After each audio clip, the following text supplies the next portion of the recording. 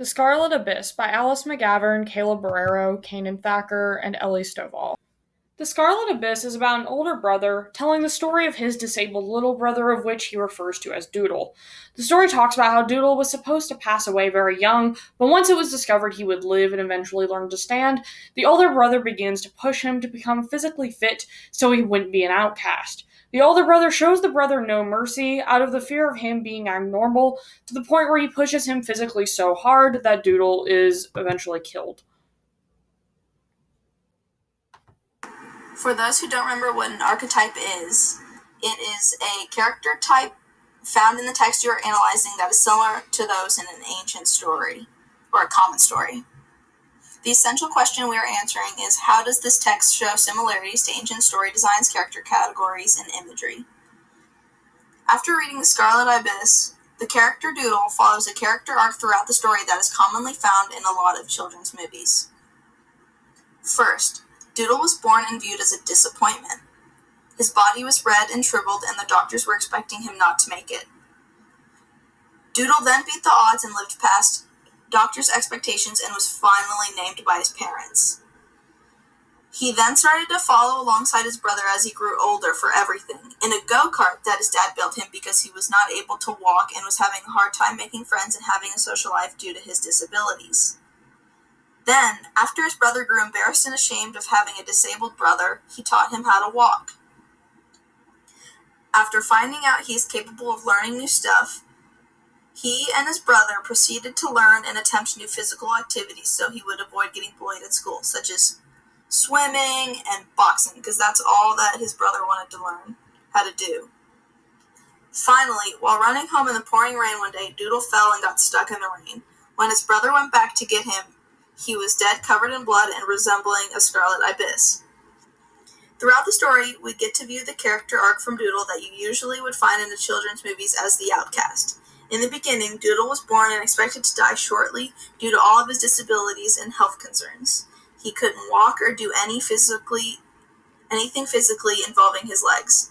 As the story progresses, his brother, out of embarrassment, decides to teach his brother how to walk, that way he wouldn't be an outcast at school. Towards the end of the story, Doodle has now grown to be more capable of things and not an outcast. At the very end of the story, when Doodle was found hunched over dead after falling in the rain and getting left behind, he was set free spiritually and no longer was a burden on his brother and was done suffering. There are two main character types displayed in The Scarlet Ibis. One by Doodle and one by his older brother. These character types are commonly found in that of a children's movie. There is the older independent sibling who wants to be left alone and not seen with their little sibling, who tends to need a lot of guidance or is suffering from some sort of bullying or outcasted in society. The older brother is similar to that of the older sibling in common stories. He is burdened with the younger sibling. Stated in paragraph 7, Daddy built him a go-kart and I had to pull him around. His brother was always having to care for Doodle and always watch him and take him to everything he went to. Also stated in paragraph 7, Mama would call from wherever she was, take Doodle with you. His brother was always stuck with Doodle and he just grew tired of always having to carry him wherever he was and wanted some independence. Also, he was jealous of the attention. After Doodle was born, everyone cared for him. Granted, he did have a disability, but the older brother needed some love too and hadn't really felt it since Doodle came along. Doodle, on the other hand, is similar to that of an outcast in a common story. He was born different from anyone else. As stated in paragraph 3, he seemed all head, with a tiny body which was red and shriveled like an old man's. And he couldn't walk, so already in society he's lower down in the social class. And he was prone to get bullied for not being able to walk or being different than the other kids. Which leads to the next point. He's not capable of other things people are capable of. As stated in paragraph 4, I found myself pretty smart at many things, running, jumping, swimming, but he would never be able to do these things with me. And these are just common things that people do in society. And so for Doodle not to be able to do them or participate in these things, he's recognized as an outcast. For the archetypal lens is that many of you guys might find this familiar to a story you've heard of, and that's if you're religious or go to church. The Scarlet Ibis can be closely related to the story of Cain and Abel in the Bible. For those of you who don't know, Cain and Abel are brothers. In Cain and Abel, the brothers made sacrifices to God, but God favored Abel's sacrifice instead of Cain's. Cain then murdered Abel due to jealousy and was punished by God. Much like in the story of the Scarlet Ibis, one brother was jealous of the attention the other was receiving by their family and was upset about having to deal with his invalid brother and all of his disabilities, like not being able to walk and being a little slower than the others. This ended in the older brother leaving the younger and weaker one out in the pouring rain, which resulted in the little brother's death, which you could argue is the older brother's fault.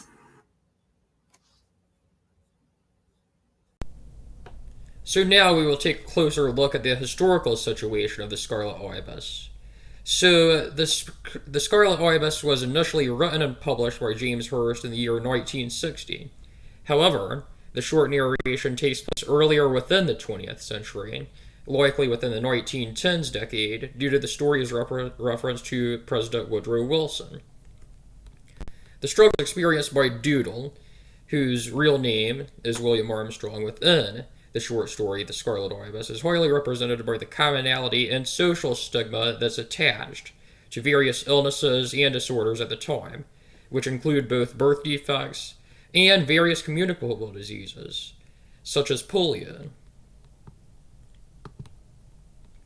So in order to fully understand the historical context revolving around the Scarlet Ibis, it is important to first take a look at the overview of the health issues that Doodle experienced. So, first of all, there is a quote from page 1 of the story. He seemed all ahead, with a tiny body which was red and shriveled like an old man's. Everybody thought he was going to die, talking about his physical description after his birth. So, this represents the low expectations that were possessed by Doodle's family, including the narrator, due to the various issues that Doodle had experienced early on in his life. And it also states on the next page, although Doodle learned to crawl, he showed no signs of walking, but he wasn't idle.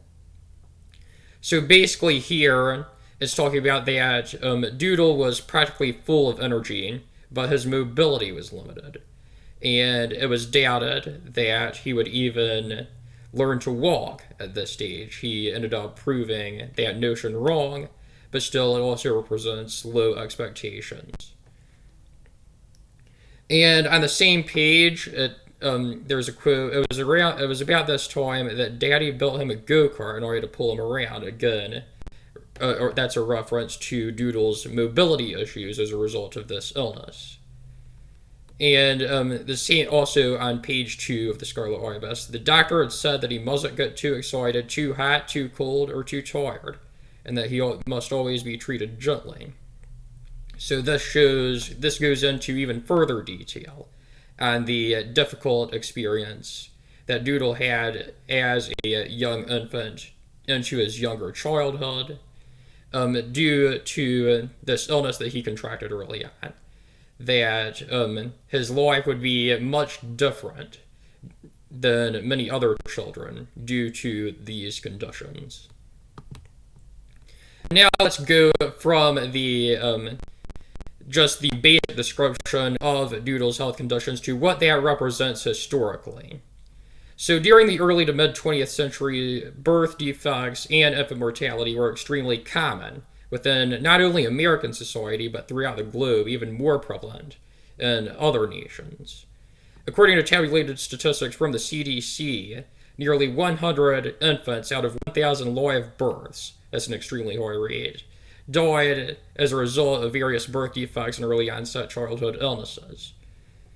This statistic effectively represents the overall prevalence, the extreme prevalence of early childhood illnesses and disorders during this time, which the Scarlet Ibis is set, and it connects to the overall conflict that Doodle faces throughout the publication. And also within the Scarlet Ibis, as previously mentioned, Doodle suffers from an early onset illness. It's not known exactly what it is within the short story, but we do know that it limits overall mobility, could limit energy, and basic performance in some instances or various tasks. And this illness seems somewhat similar to polio, based on its description, which was a contagious disease, extremely contagious disease that ravaged the United States and other areas around the globe during the early 20th century. And this disease was caused by the spread of the polio virus, and it can impact an individual's spinal cord based on its severity and result in either immense pain, limited mobility within the arms and legs, and in its most serious form, it can even result in paralysis of the limbs. And although Doodle's exact condition is unknown relatively within the Scarlet Ibis itself, the description draws some similarities. And there was a large amount of historic stigma during this time of the short story's publication, both at the time when it was published and the time in which the story takes place. And, both with polio itself and other disorders. And although some early onset diseases and disorders were common in the early 20th century, individuals with these ailments were often negatively represented within society.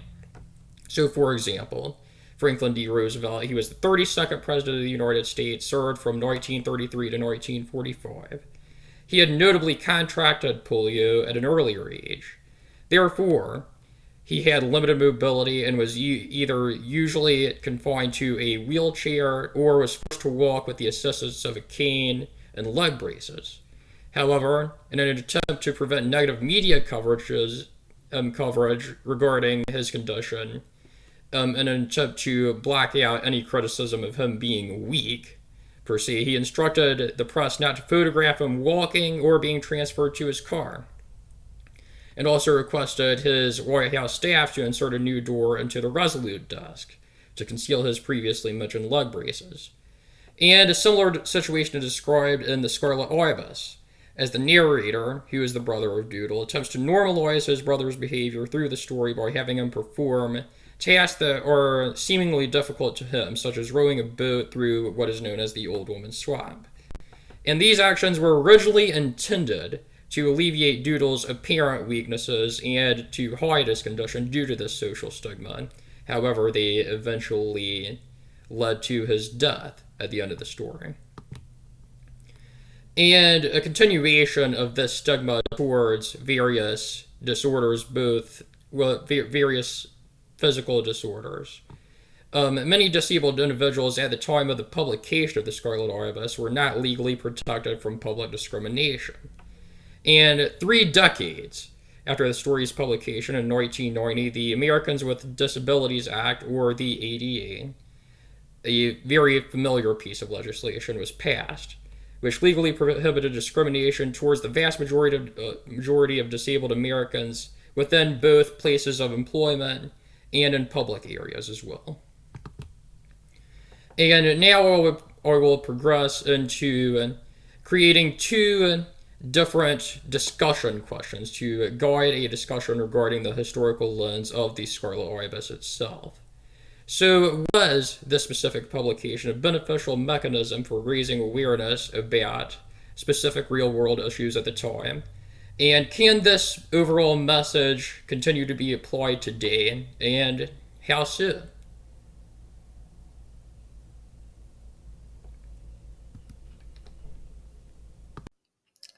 The Scarlet Ibis was the first short story James Hurst wrote, and it ended up being published in the Atlantic Monthly in July of 1960, winning the Atlantic First Award. James Hurst grew up in North Carolina on a coastal farm, being the youngest of 3 siblings. He attended North Carolina State College, where he studied chemical engineering. He then served in the Army during World War II. He found that his real passion was singing, and when he was finished serving, he was accepted into Juilliard School in New York, where he studied to become an opera singer.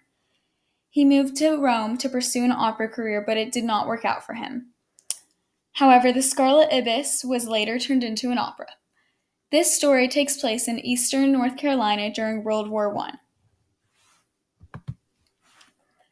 Once The Scarlet Ibis was published in the Atlantic Monthly, Hearst says, there are three main characters in the story: Doodle, Brother, and the setting. The setting is important to Hearst because it is a reference to his whole childhood growing up with his siblings. He mentions specific places in the full Scarlet Ibis, like Dix Hill, which is short for Dorothea Dix Psychiatric Hospital, which was a hospital just right outside of where James Hearst grew up. He also mentions Old Woman's Swamp. This is where Brother and Doodle do most of their bonding, just like the lake that James and all of his siblings bonded at. Even though there are subtle references to World War I in this short story, the war never seems to strongly affect the brothers. When James Hearst was no longer serving, he tried to move on from what he experienced during his time serving. He started writing short stories, and this one in particular shows that the brothers were innocent in terms of the impact of war, but the war they were focused on was between the two of them. Hearst makes the character Brother struggle with pride. Brother is helping Doodle to benefit himself, so he does not find Doodle an embarrassment at school. This could relate to Hearst because when someone serves in war, they see the best and the worst of people, which really demonstrates humanity. There are many symbols that represent death throughout this story. The coffin and the tombstone were made before Doodle was hardly a 1-year-old. This could represent soldiers going off to war with no certainty that they are going to survive. The color red is also a main part of the story. Red can represent blood and death, and James Hearst definitely had to experience a lot of that going to war. The message of the story is to not let pride, which is a natural human characteristic, get in the way of how others that have differences than us are treated, and to not push others too hard.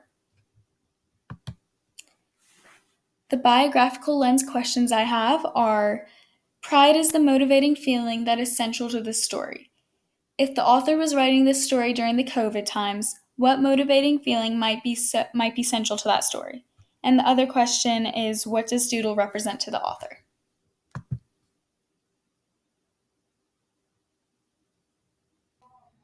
Looking at the Scarlet Abyss through the psychological lens, in a brief summary, looks at the set of beliefs held by the characters used to analyze the mental state of those characters, and ultimately how that mental state ends up impacting their actions, and how that kind of feeds through the theme and the plot and the rest of the story. So, looking at the psychological lens through Doodle, the Scarlet Abyss is symbolic in that it represents not only the psychological, but also the physical comparisons to Doodle. The Scarlet Abyss, or the blood in which he lies in, is a crimson red, as Doodle was also described to be at birth. However, the blood also seems to represent Doodle's psychological state in a way. So, it's conveyed throughout the story that Doodle seems to take grace in death. Doodle is the only person who seemed to be incredibly moved and upset by the Scarlet Abyss bird, and was even flabbergasted by the mere sight of the bird before it died. Quote, Doodle's hands were clasped at his throat, and I had never seen him stand still for so long, end quote, was described when Doodle was looking and admiring the bird, in which is described throughout the story to ultimately represent death. So Doodle is enamored with death. Now, when Doodle himself dies that following day, his body in death is described much as the bird's, and the brother ends up referring to him as my fallen Scarlet Abyss. Doodle seems to embody the concept of hopelessness as a character. We see that he is sort of to be associated with death, associated to be with mercy, and ultimately this concept of hopelessness from a psychological standpoint.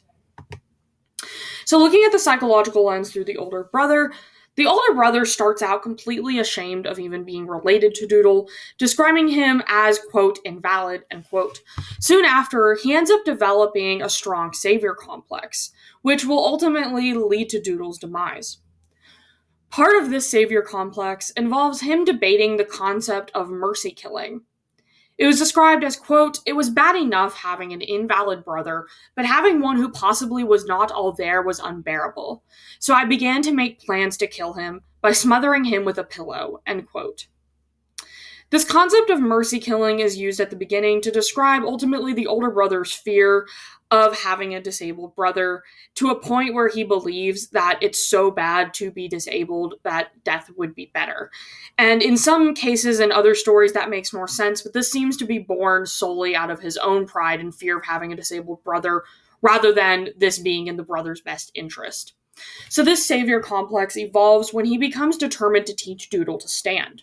Throughout the story, the narrator psychologically tortures Doodle. Although he cannot be ultimately held accountable for Doodle's death, given the circumstances at which he was severely disabled, and given the circumstance of we see that the older brother is clearly very hurt by this and clearly probably not in the best psychological state himself, the narrator does treat his brother in a way that only a malicious villain could, despite having what he thought was probably good intentions. So the older brother is ultimately driven by his pride, like I said before. His pride is very strong, which translates to him trying to make Doodle strong physically. He puts Doodle through physical and mental hell to try to make him physically fit. At times, when Doodle couldn't continue the training, the narrator wouldn't allow him to stop and uses his fear of his brother not being normal to scare Doodle by telling him, quote, "Come on, Doodle, I urged, you can do it. Do you want to be different from everybody else when you start school?" End quote. During the storm, Doodle begins to beg his brother for mercy, but the narrator does not show any mercy as a result of this incredible pride. Instead, the narrator runs faster until Doodle wasn't in sight. Doodle died because the narrator did not end up showing him mercy. Now, we could talk about why the narrator did this, what was going through his head when he left his brother behind, and ultimately, it still all ties back into his pride. He believed that either being disabled was something that was looked down upon, or it was something he dreadfully feared. So him kind of running away from the brother is symbolic of him probably running away from his fears, and that ultimately ends up killing him. Despite him crying later, does convey he loved him. His pride was just stronger than that. So the psychological theme of this story is that villainy within the older brother was used as the plot device to convey this theme of pride, when unchecked, can harm or kill those that you hold dear. The narrator's villainy in this story is born solely out of pride. He even acknowledges it, saying, quote, "That pride whose slave I was spoke to me louder than all their voices, and that Doodle only walked because I was ashamed of having a crippled brother," end quote. The narrator's pride became more powerful than his conscience.